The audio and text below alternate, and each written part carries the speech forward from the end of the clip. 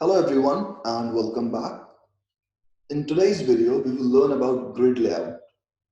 So far, we have used tables, floats, position properties, and inline block to design and structure our layouts. But all these methods were more like hacks.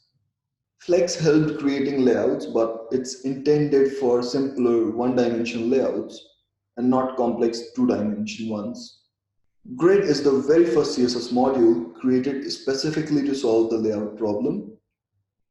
The grid layout offers a grid-based layout system with rows and columns, making it easier to design web pages. Let's try to understand some of the concepts of CSS grid layout. Say we have this grid layout. The parent element needs to have a display value grid, and it is called grid container. And all these elements wrapped inside the container are called grid items. As I mentioned earlier, the grid layout has rows and columns.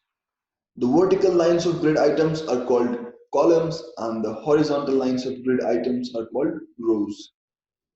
If you noticed, there is a space between rows and columns.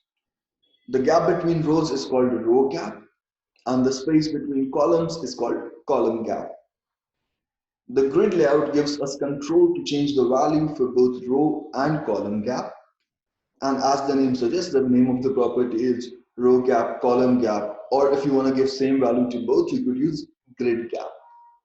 The row and column gap represents vertical and horizontal lines. The lines between rows are called row line and the lines between columns are called column lines. Each line has a position.